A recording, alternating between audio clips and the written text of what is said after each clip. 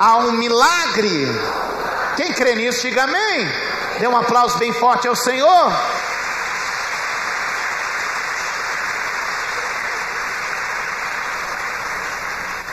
Olhe para a pessoa que está ao seu lado e diga assim: como começa a nova aliança? Pergunte para outra pessoa: por onde começa a nova aliança?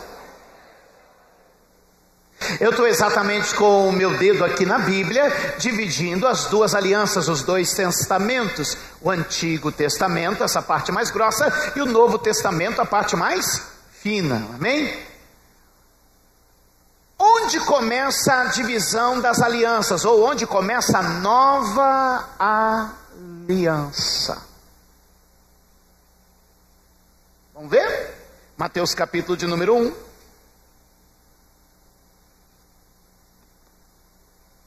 Verso de número 1. Você pode ler comigo? Todo mundo? Essa é a parte que todo mundo pula na Bíblia, que é a parte da genealogia.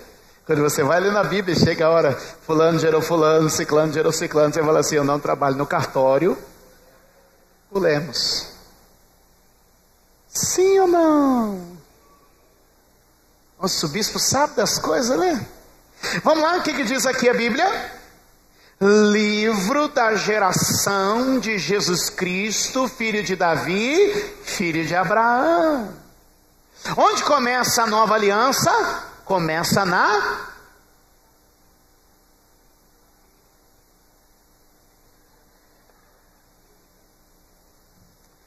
Depois o pessoal vai editar. Onde começa a nova aliança? Vou voltar tudo de novo. Como começa a nova aliança? Deus começa a nova aliança falando de família. Diga comigo: tudo que Deus faz, diga forte, tudo que Deus faz tem base na família.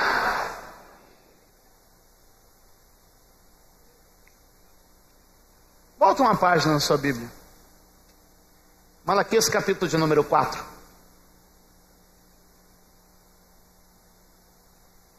Verso de número 6.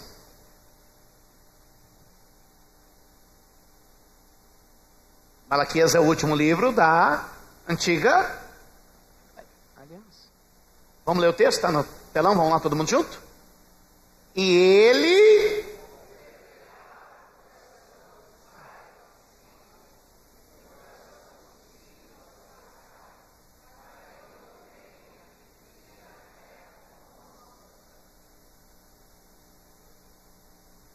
Qual é a maldição da terra? A maldição da terra são as famílias se quebrarem. A maldição da terra são as famílias se destruírem. Eu quero dizer que nós vamos trazer bênção para essa terra, porque na nova aliança o Senhor está dando início com uma obra de família. Mateus capítulo de número 1, a nova aliança abre exatamente dizendo que Jesus é filho de Davi, é filho de Abraão, e ele começa: Abraão gerou Isaac, Isaac gerou Jacó, Jacó gerou Judá e seus irmãos, Judá e até chegar em José. E por que a Bíblia começa justamente numa parte que, tipo de um livro, que é o seguinte: se você fosse escrever um livro, pense comigo, se você fosse escrever um livro, eu escrevo livros, eu já tenho 6 livros escritos. Quando eu vou escrever um livro, o que eu faço? Quando eu quero escrever um livro, eu penso assim: eu tenho que ter alguma coisa que quando a pessoa pegar o livro, ela vai ter tanta vontade de continuar lendo, de não querer parar. Ela vai ter que ser impactada, impressionada. Eu tenho que colocar na premissa do meu livro algo que cative as pessoas. Agora Deus pega e ele fala o seguinte: como é que eu vou escrever o meu livro? Ele podia pensar assim: eu vou colocar uma coisa bem maravilhosa, eu vou colocar alguma coisa bem extraordinária, porque eu quero que as pessoas peguem o meu livro e leiam. E de repente, meu amado, parece o seguinte: que Deus resolve colocar aquela parte que a gente julga a parte mais chata da Bíblia para se ler, que é a genealogia. Mas o que ele está querendo dizer é o seguinte: a obra que eu faço é uma obra de aliança com família. Queridos, se você entender isso, Deus vai liberar coisa grande aqui hoje entre nós. É interessante que lá em Lucas capítulo de número 3, a genealogia não está no nascimento de Jesus. Sabe onde está a genealogia? Está no início do ministério de Jesus. Quando Jesus vai iniciar o seu ministério, vai inaugurar o ministério, pode olhar lá em Lucas capítulo 3, ele sai das águas do batismo. Então ele vai lá, pastor João Batista, primo dele, batizou ele nas águas, mergulhando, não por aspersão, mergulhando ele. Jesus sai das águas e fala assim: vou começar meu ministério. Qual a primeira coisa que escreve a respeito dele? Sabe o que escreve a respeito dele? Jesus era filho de José, e vai falando toda a família. Diga comigo assim: quando Deus quer começar alguma coisa, Ele começa pela família. E eu estou dizendo para você que Deus está começando um trabalho na sua casa, na sua família. Eu estou dizendo para você, querido, que Deus vai fazer uma boa base para você se sustentar em qualquer coisa. Eu quero te dizer que é o seguinte: um bom engenheiro nasce de uma boa família. Um bom advogado nasce de uma boa família. Um grande jogador de futebol, se tiver a base da família, vai se dar bem, vai se dar melhor. Família é base para qualquer projeto. Vamos dizer isso? Família é base para qualquer projeto. E o que eu tenho visto hoje é gente querendo construir projetos sem construir família.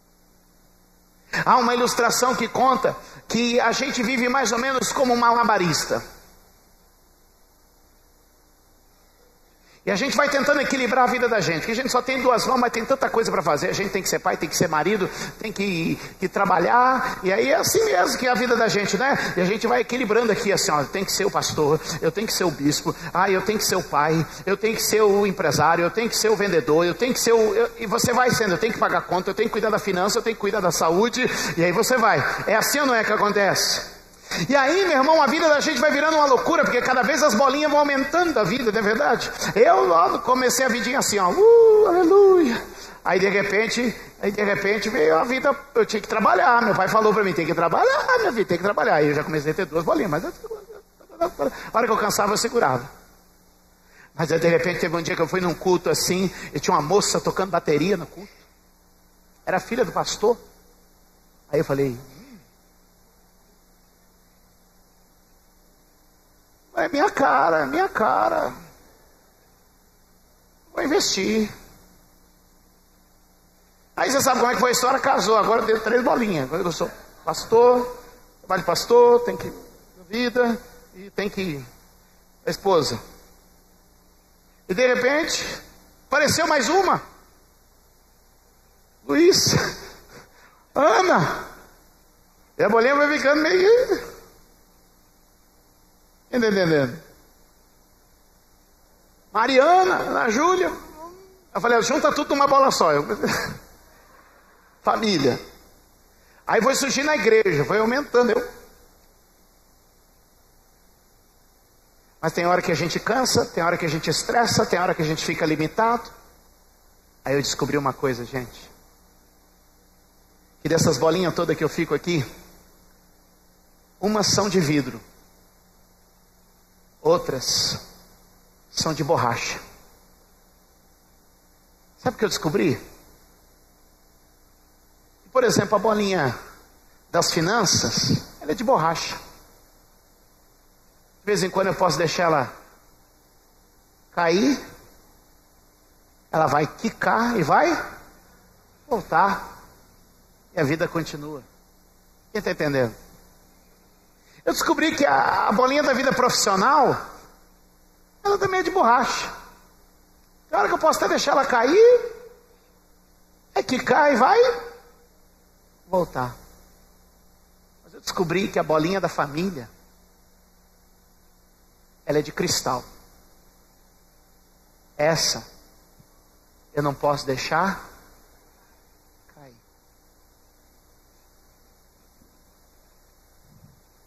Não troque a sua família por nenhuma outra opção.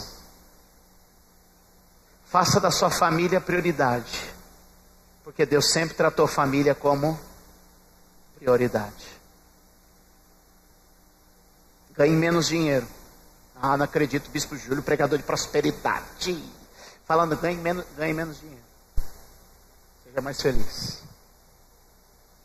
Faça menos, mas mantenha sua família viva, inteira, guardada, protegida.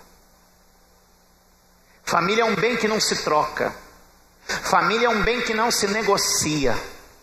Deus nunca abriu mão de família. Jesus precisava começar seu ministério. Ele não só dá o exemplo dizendo eu vim de família, mas Jesus também começa seu ministério em João capítulo 2, indo a um casamento em Caná da Galileia. O que Jesus está mostrando para nós? Família é uma prioridade. Vamos dizer isso? Família é uma prioridade. Verso número 18, Mateus capítulo de número 1 diz assim: ora, o nascimento de Jesus Cristo foi assim: estando Maria, sua mãe, desposada de José, antes de se ajuntarem, achou-se ter concebido do Espírito Santo. Então José, seu marido, como era justo e não queria infamar, intentou deixá-la secretamente. E projetando ele isto, eis que em sonho lhe apareceu um anjo do Senhor, dizendo: José, filho de Davi, não temas receber a Maria, tua mulher, porque o que nela está gerado é do Espírito Santo. E dará à luz a um filho, chamará o seu nome Jesus, porque ele salvará o seu povo dos seus pecados. Tudo isso aconteceu para que se cumprisse o que foi dito da parte do Senhor pelo profeta, que diz: eis que a virgem conceberá e dará à luz a um filho, e chamá-lo-á pelo nome Emanuel, que traduzido quer dizer Deus conosco. E José, despertando do sonho, fez como o anjo do Senhor lhe ordenara, e recebeu a sua mulher, e não a conheceu até que deu à luz ao seu filho primogênito, e pôs-lhe o nome Jesus. Família tão preciosa e tão valiosa no projeto de Deus, que Deus decide entregar Jesus, o seu filho, sob os cuidados de uma família. Ora, se Jesus devia ser rei, se Jesus devia ser o mestre, ele podia ser entregue a uma instituição religiosa que lhe ensinasse os princípios da religião. Se Jesus devia ser um rei, ele devia ser entregue a uma instituição que formasse os melhores homens da terra. Se Jesus devia tomar e conquistar a terra, ele devia ser entregue a uma instituição que formasse grandes líderes. E eu te digo que de fato foi. Ele foi entregue à melhor instituição para formar servos de Deus, para formar líderes mundiais, para formar pessoas importantes. Porque todas estas pessoas são formadas dentro da família. Diga comigo, todo grande homem nasceu em uma família. Uma vez um turista passando por um vilarejo encontrou um homem sentado à porta de sua casa, e naquele vilarejo histórico o turista pergunta ao senhor, ao cidadão idoso sentado à porta: nasceu algum grande homem nesta vila? Aquele senhor, cidadão daquele vilarejo histórico, já de muita idade, responde para ele com uma sabedoria importante. Diz assim: não, aqui só nasceram bebês mesmo.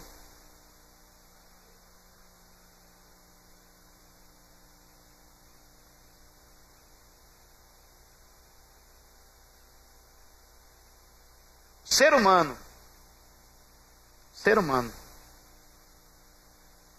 ao nascer, é o ser mais ignorante, limitado e dependente de toda a natureza. O ser humano, quando nasce,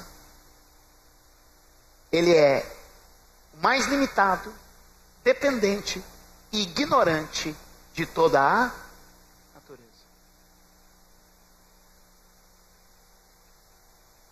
Animais nascem, já sabe, correr em minutos. O cavalinho nasce, está correndo. Sim ou não? O cachorrinho nasce, está andando. Logo ele já... Sim ou não? Tartaruguinha, já viu a tartaruguinha quando nasce? Tartaruguinha, né? Já corre para o mar, vai correndo. E o ser humano? O ser humano é um ser completamente dependente e limitado quando nasce, mas se torna, com o passar do tempo e o convívio da família, no ser mais capacitado e poderoso da terra. O que fez a diferença entre o bebê limitado e ignorante, o bebê que tinha suas limitações e incapacidades, e o ser mais capaz e poderoso da terra, qual é? É porque ele nasce no seio de uma família, e dentro de uma família ele se desenvolve. Satanás tem inveja do homem. O problema do diabo com o homem é a inveja. Diga comigo, inveja. A palavra inveja, ela é uma palavra latina que quer dizer invídia, ou seja, visão invertida. De inverso, vidia, visão invertida. O diabo, ele sofre de inveja, porque tudo aquilo que somos foi o que um dia ele sonhou ser. Portanto, por inveja, ele quer desfazer o que somos. E nós somos o que somos pela família que nos forma. Quem está me entendendo? É por isso que hoje não existe outra guerra maior.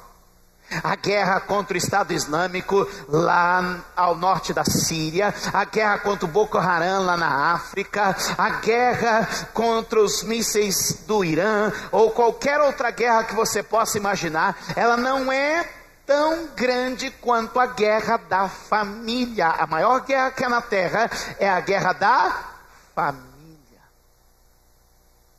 Quando Jesus nasce, Jesus é introduzido em uma família. Então agora eu não queria olhar para a vida de Jesus, mas eu queria olhar por alguns minutos, bem rápido, para esta família que recebe Jesus. Essa família tem sua base num moço chamado José. José era um homem simples, nascido em Belém, cidade de Davi. Ele era da descendência do rei Davi, mas morava agora na Galileia. Estava morando no interior do país, trabalhando como carpinteiro, gente simples. Ele havia já se desposado com Maria. Maria era a paixão da vida dele, era o amor da vida dele. Ele era um homem apaixonado por Maria. Maria é uma serva bendita de Deus. Irmãos, toda a trajetória de Jesus é baseada na história de José, na genealogia de José. José é o descendente de Davi. José está na linha em que Jesus ia nascer. Significa o quê? Que a moça com quem José fosse casar seria a mãe do Salvador. Seria a mãe do Salvador. Olha só, deixa eu te dizer, ele não veio por causa de Maria, ele não está ligado à genealogia de Maria, ele está ligado à genealogia de José. Você entendeu o que eu quis dizer aqui? Se o José fosse se casar com a Antônia no lugar da Maria, como seria o nome da mãe de Jesus? Antônio. Se a Maria, em vez de casar com José, casasse com o Carlos, como seria o nome do pai de Jesus? José. Porque o negócio era com José. Cutuca quem está do seu lado, diga, às vezes a gente vai pelo caminho errado.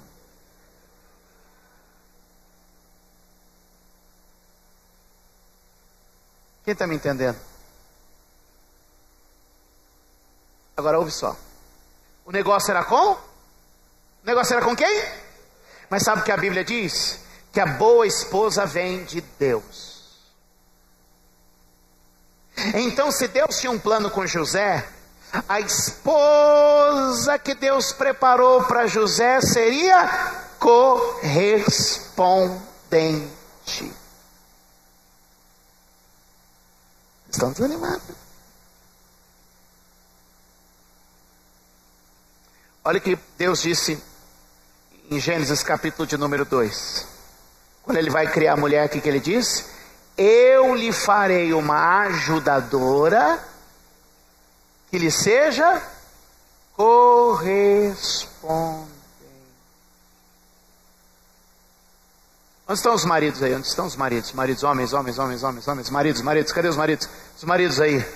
Diga comigo, a esposa que eu recebi. Mas vocês estão com um vozeirão, hein? Diga, a esposa que eu recebi corresponde com a missão que eu tenho.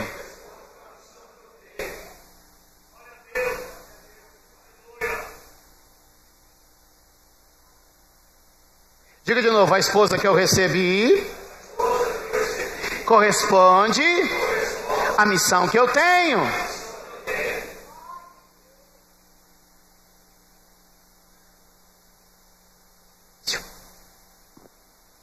Desligar. Qualquer pensamento diferente desse é uma mentira do diabo.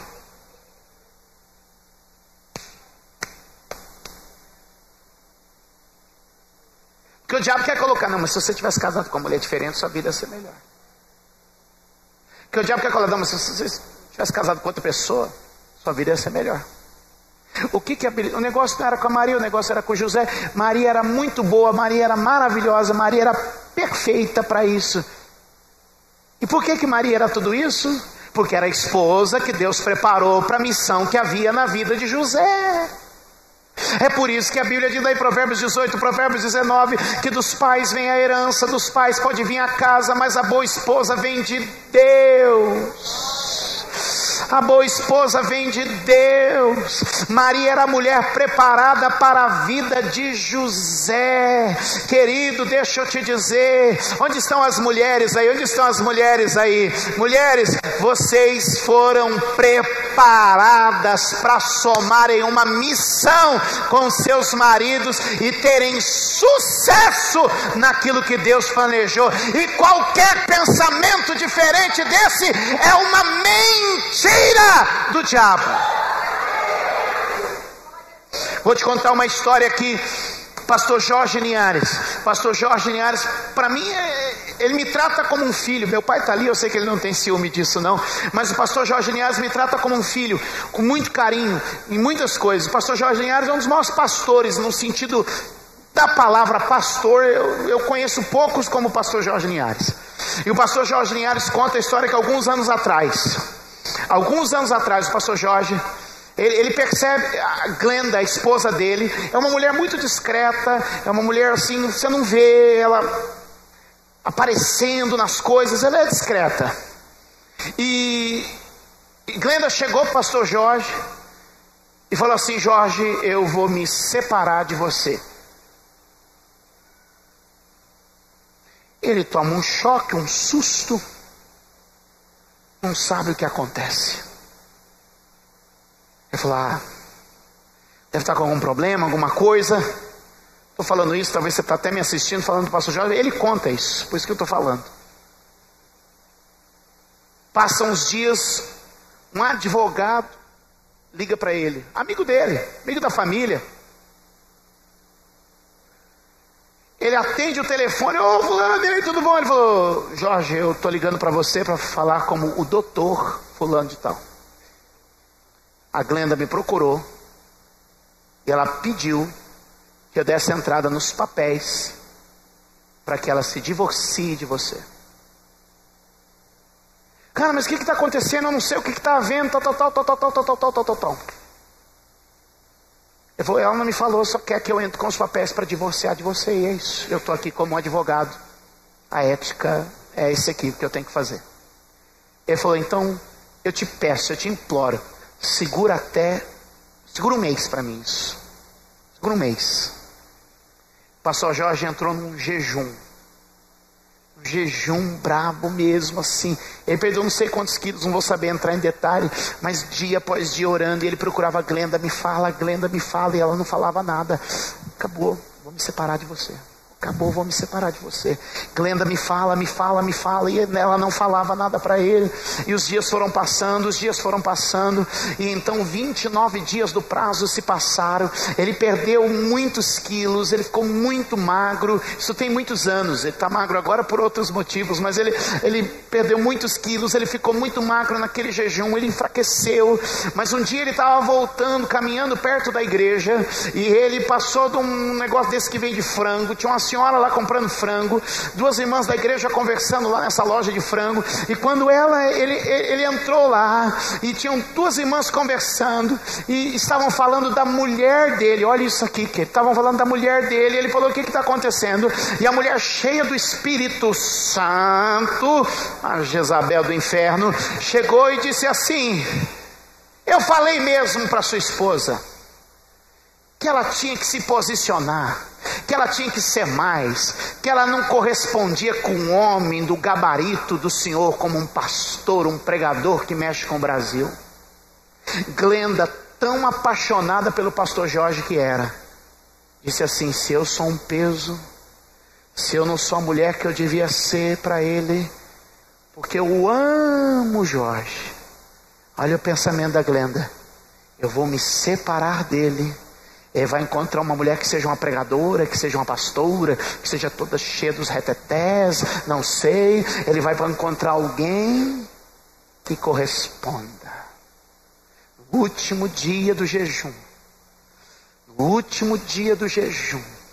Deus trouxe à luz essa armadilha do inferno de dizer que a mulher não correspondia, que a esposa não correspondia. Ele volta para casa, encontra a Glenda, abraça ela e diz assim: você é a mulher perfeita para o meu ministério, você é a mulher que me trouxe até aqui e vai me levar mais longe. Irmãos, eu quero aqui hoje dizer: o diabo está mentindo na família. Maria era a mulher perfeita para o plano que Deus tinha com José. Érica é a mulher perfeita para o plano que Deus tem com Júlio. Kátia é a mulher perfeita para o plano que Deus tem com Saulo. Aline é a mulher perfeita para os planos que Deus tem com Adriano. Sueli é a mulher perfeita para os planos de Deus com Geraldo. E assim é na minha vida e na sua vida. E qualquer coisa diferente disso é mentira do diabo, é mentira de Satanás, é mentira do inferno.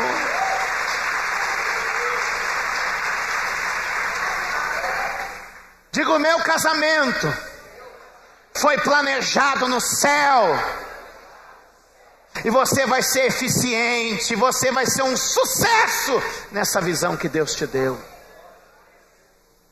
Hoje Deus trouxe você aqui, homem, para dizer: essa mulher é perfeita para os planos de Deus na sua vida. Deus trouxe você aqui, mulher, para dizer para você: é perfeita para os planos de Deus na vida desse homem. Tem que dar uma lapidadinha, uma mexidinha aqui ou ali, talvez? Acredito que sim, mas Deus está dizendo: é com você que Deus quer fazer uma obra. Minha mensagem hoje é muito simples.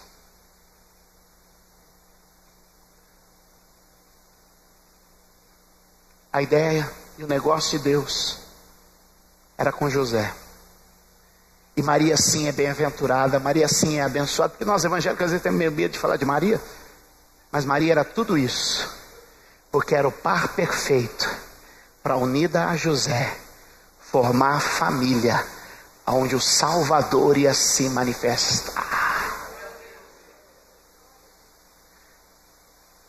Deus está dizendo: a sua família é o lugar que Deus preparou para que Jesus se manifeste. Diga: eu vou viver para que Jesus se manifeste em minha casa.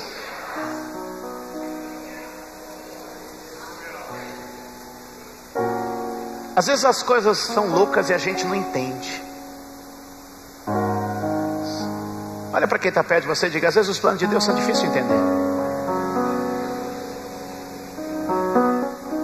A Bíblia conta ali no texto que José, quando ficou sabendo que Maria estava grávida, como é que eu vou entender um trem desse?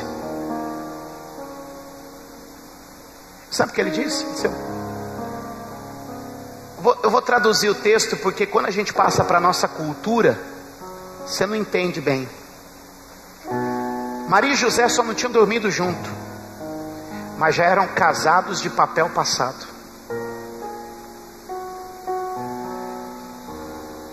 Para nós aqui parece que ele só era um noivo que ia fazer um compromisso. Não.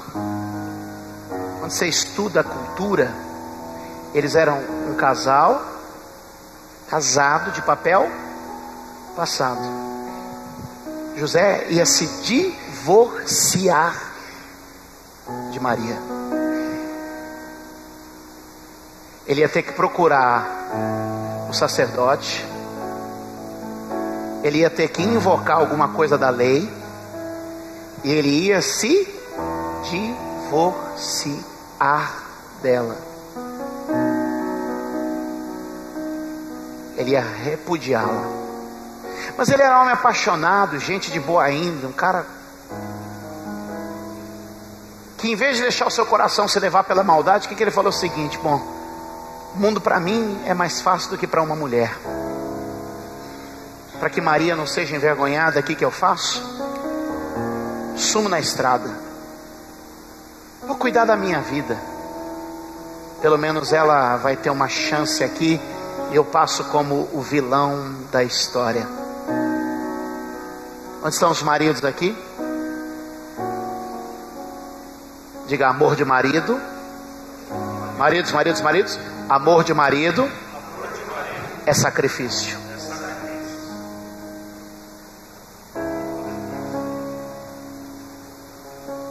Não é o que a Bíblia diz? Vós, maridos, amai vossas esposas como Cristo amou a igreja e a si mesmo se entregou por ela. Diga comigo: amor de marido é sacrifício. Porque às vezes tem uns homens que entram para essa sala aqui, se virando aqui, tem uma salinha, que eles gostam de lavar lá comigo. Aí eles sentam lá na mesa assim: mas eu estou me sacrificando por essa família. Eu digo: você está entendendo, hein, camarada? Você está no caminho, hein? É assim mesmo que você vai vencer. José se propõe a sacrificar por ela. Ele diz assim: eu saio sujo, eu saio envergonhado, eu saio feio da história, mas eu amo ela, então eu vou fazer isso e vou embora. Mas, meu irmão, a família que Jesus entrou é família de gente que se amava, que não entendia o processo pelo qual estava passando, mas que se amava. Quem sabe você veio aqui hoje, eu estou com uma palavra profética, está me assistindo num DVD, está me assistindo na internet. Eu quero dizer, talvez vocês não se entendam, mas eu sei que vocês se amam e que Deus tem um plano com a sua família. E aguenta mais um pouco, porque Deus vai te visitar e vai mostrar e revelar todas as coisas. O José armando na cabeça dele o divórcio, o repúdio, abandonar Maria, deixar para lá, mas ele amava, mas não sabia o que fazer e não sabia lidar com a situação. Como é que eu vou lidar com uma mulher que está grávida de um filho que não é meu? Mas a Bíblia diz que Deus visitou ele num sonho, e eu creio no Deus que nos visita, que fala com a gente. Eu creio no Deus que se revela para nós, e eu creio que Deus te trouxe aqui hoje, me trouxe aqui hoje, você para ser José e eu para ser o anjo, e que a revelação de Deus fale na nossa mente para mudar as nossas ideias.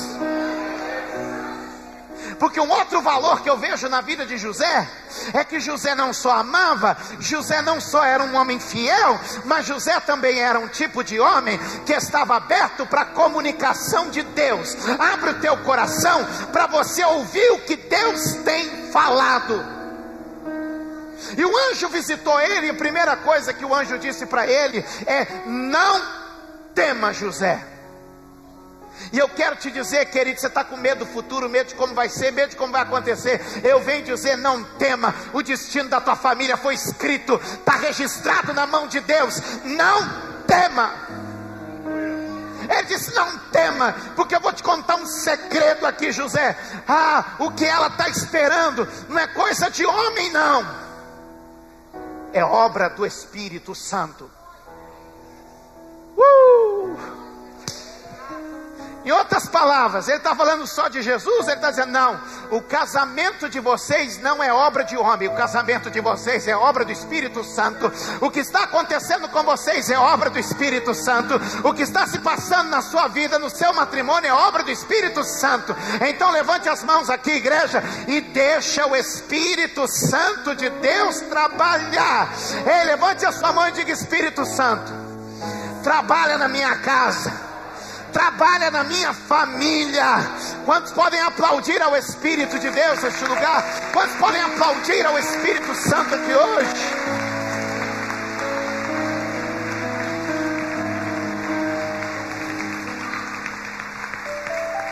Escuta aqui. Mas ouve só. Vou terminar já. O anjo visita ele e diz assim, ó: tudo isso, se você olhar para a Escritura, você vai ver. Está aí no texto que a gente leu. José, se você olhar para a Bíblia, você vai ver tudo isso. E você vai ser capaz de entender.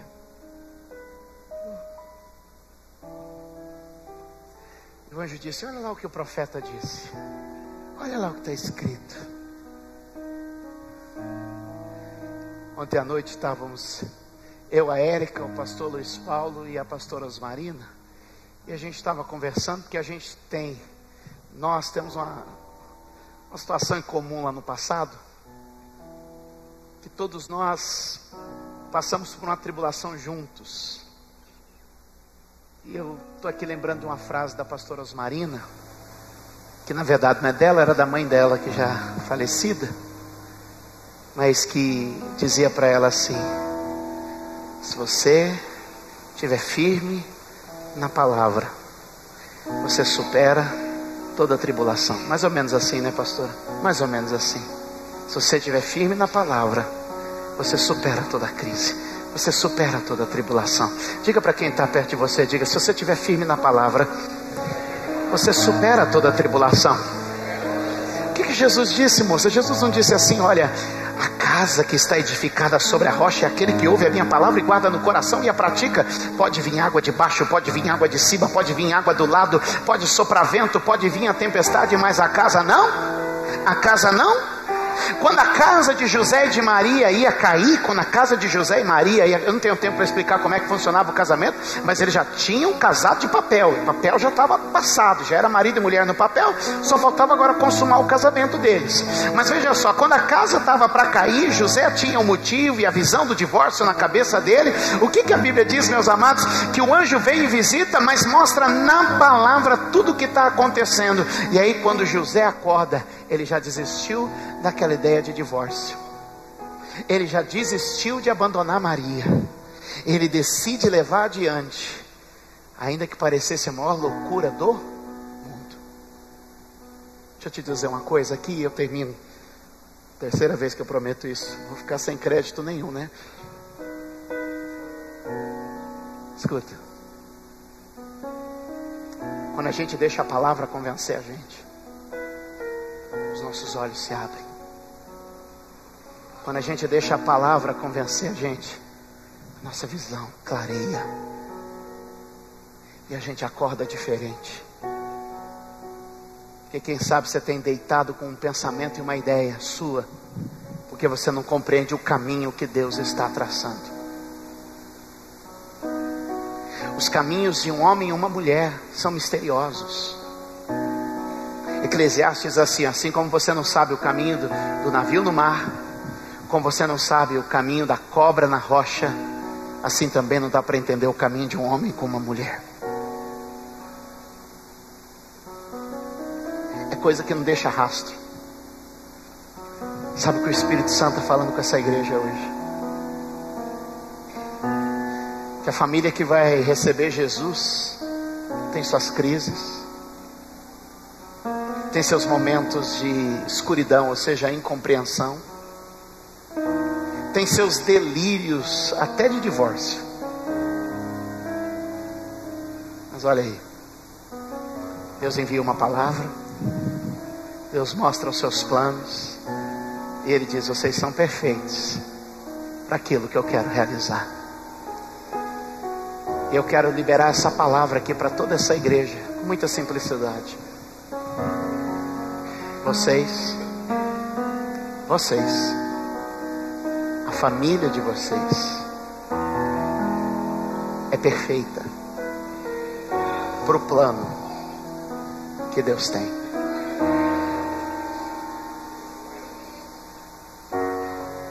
Eu não nasci numa família perfeita, ali meu pai e minha mãe, mas nasci na família ideal para que eu me formasse quem eu sou e fizesse o que eu faço. Eu não sou marido perfeito, nem casei com uma mulher perfeita. Individualmente somos imperfeitos, mas a nossa união é perfeita para aquilo que Deus deseja realizar.